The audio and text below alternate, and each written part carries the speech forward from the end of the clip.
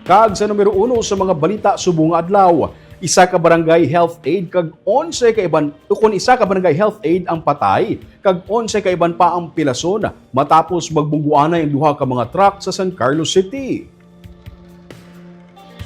Nagbungguan na isa ka Hino truck at isa ka Canter truck sa Upper Eco Translink sa Barangay Rizal sa San Carlos City kaina sang aga. Sa report sa pulis, papanaog ang Hino truck sang aksidente nga mabunggo ini sa nagasugata kag nagapasaka nga Canter truck. Suno kay Joe Recolex Alingasa, ang City Disaster Risk Reduction Management Officer sa San Carlos City, sakay sa nagapasaka nga Canter truck, ang mga personnel sa San Carlos City Health Office, lakip na ang doktor nga kuntani, magapatigayon sang bloodletting activity sa Barangay Quezon.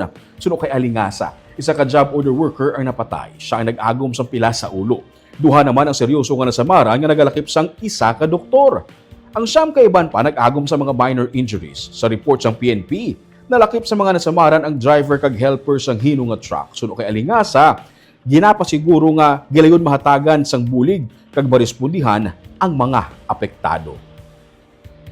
Based on the initial report, ang ining aton nga truck halin sa City Health Office nga onboard ang ilang mga employees pakadto sa isa ka barangay for a bloodletting activity at the upper portion of Dukog-Dukog, which is an Eco Transit Highway part of Barangay Rizal. Na-identify ang napatay, sir? Yes, is a job order employee of the City Health Office.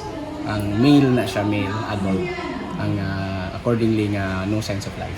Ang serious. Ang isa ka serious is halin man sa City Health Office.